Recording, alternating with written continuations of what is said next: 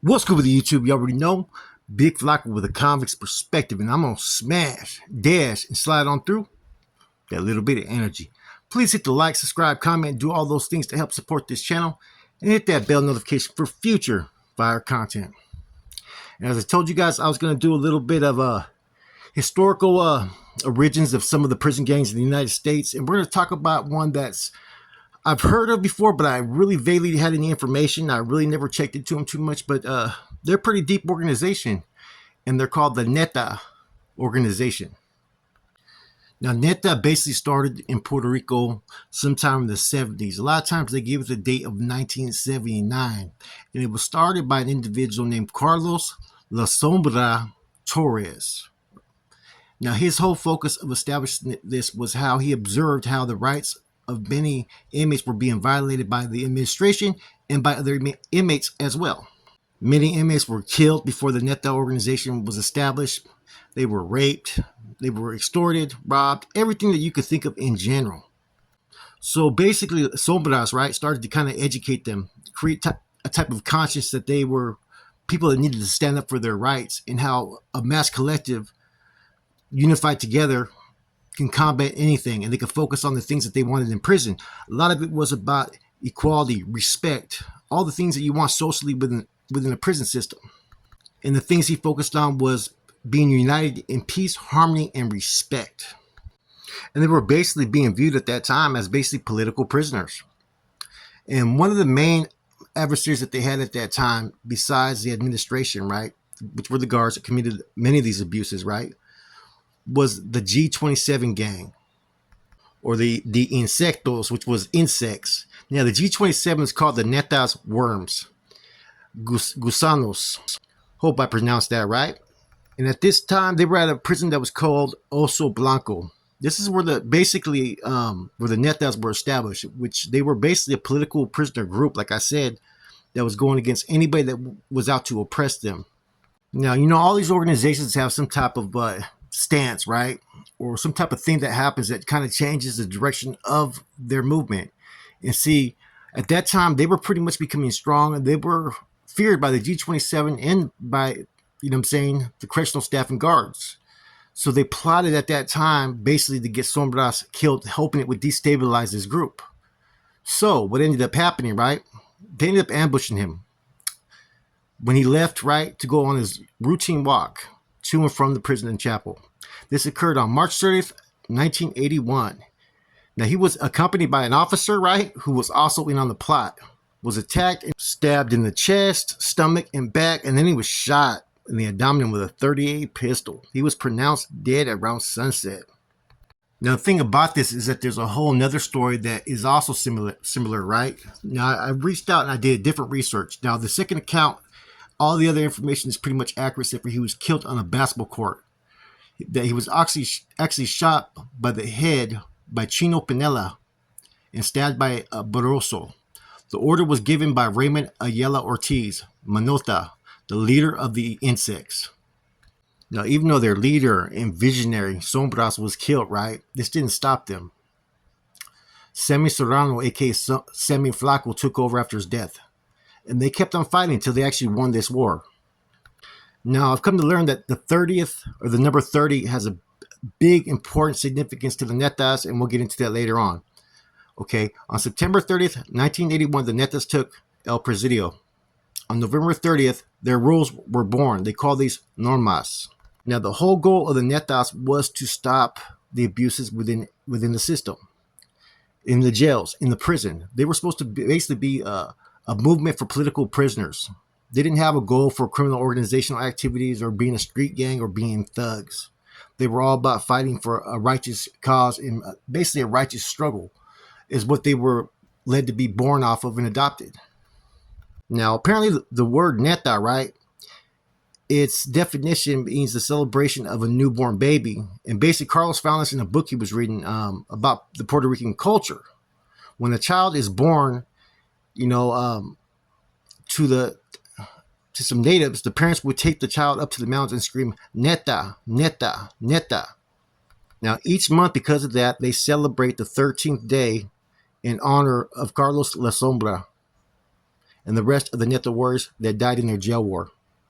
And they do it at the same time, 8 o'clock every month. They yell NETA, NETA, NETA. So it seems like there's a lot of rituals that come with this particular organization. So, like I said, it's really interesting, man. And I thought that his plight was only about 2 years old. 2 years old when actually he passed away and was killed. Now, the NETA is all about preserving the rights and stopping the abuse and violations of any human being. Therefore, they do not discriminate. If you're Mexican, black, white, green, alien, it doesn't matter. They'll embrace you as long as you have the righteous principles within yourself and you can adapt to those type of rules, which is kind of unique because you don't see too many prison gangs. Or this is considered to me more I'm going to let you guys know as we go further into this. There's different parts of this where the NETAs have changed like other movements, but in the beginning they were very revolutionary. They weren't a criminal organization. Now, this part of the NETA story was kind of interesting. I found was that basically that the correctional prison staff, when they investigated his death, they found out that some of his probably lieutenants and associates of his gang wanted him basically killed because they wanted to get into the business of drug trafficking. And Sombras was against this. So after his burial, the NETA started exploding into an all-out war and battles all throughout different sections, different prisons and whatnot.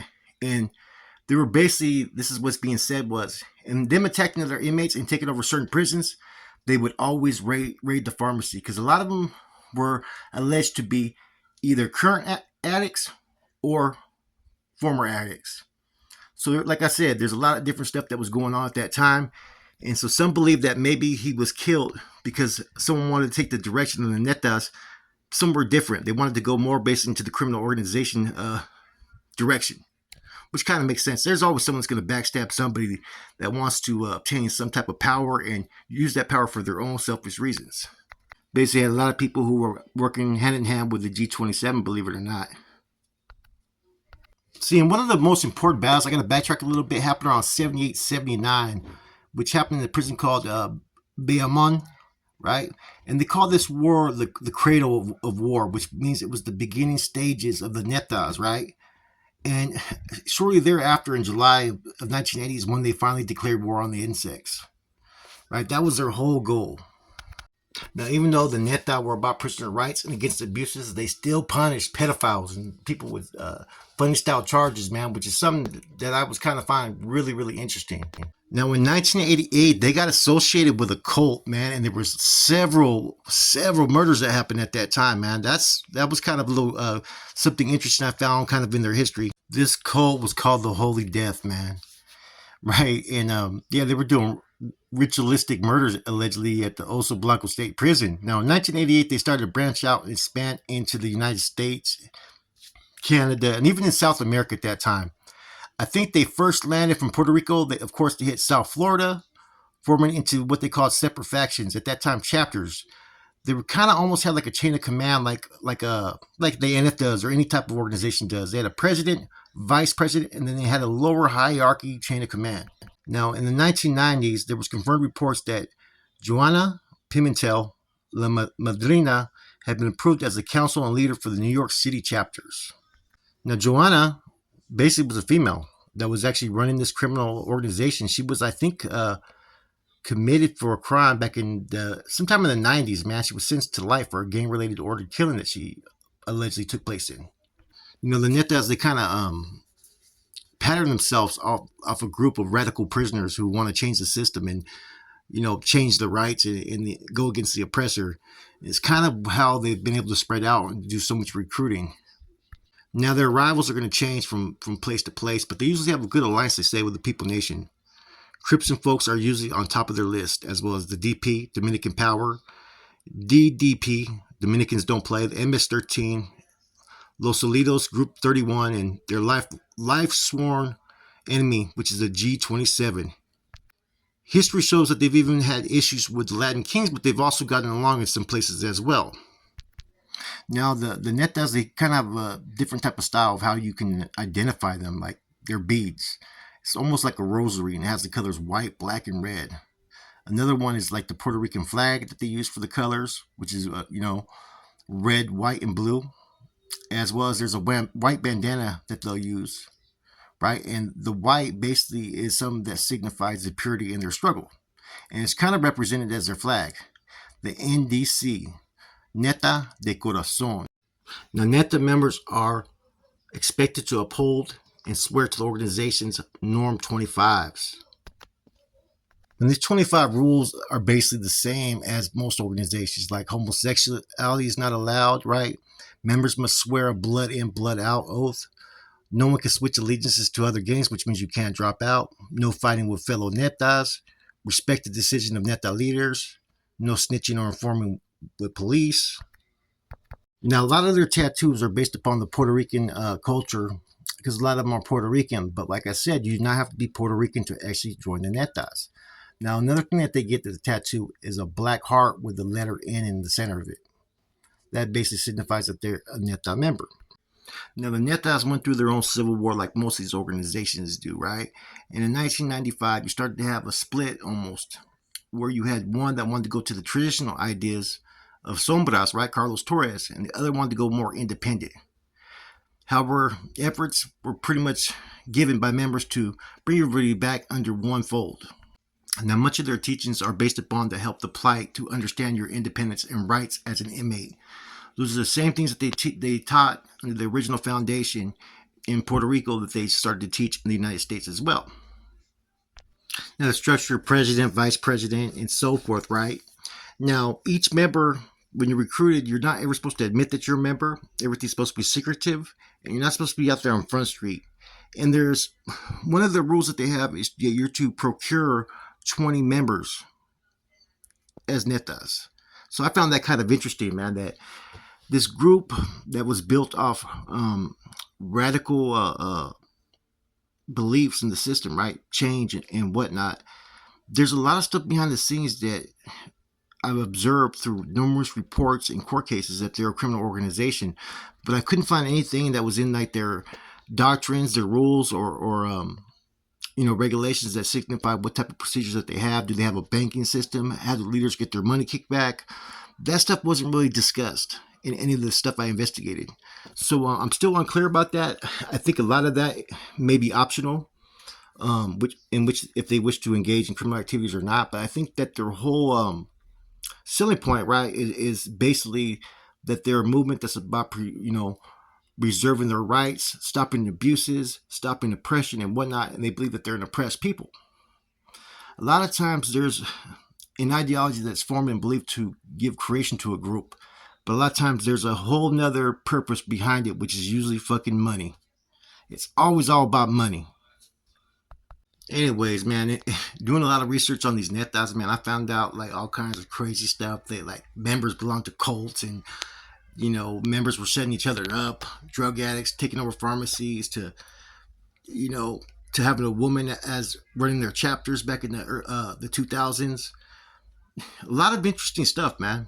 And they're a little bit different than other groups. There's no way to really identify them by appearance. A lot of times you could tell like where someone's from by how they look, and they got a wide range of different recruited members. That sometimes you may be around a neta and you won't even realize it. Now there's approximately like somewhere between like 5 to 10,000 members in the United States, spread out in about 4 to 5 states. I think Massachusetts, Connecticut, New York, New Jersey, Pennsylvania, and I think Texas even had some. But there's also a lot in the feds as well as they have Puerto Rico, some in Canada, and some of the South American countries. Anyways, I hope you guys enjoyed this. A little something different. Like I said, I'm gonna try to bring more episodes about incidents that have happened in prison systems throughout the United States, as well as different prison gangs, like I did today. With that said, I hope you guys have a good one. This is Flacco Convict's Perspective. I'm out.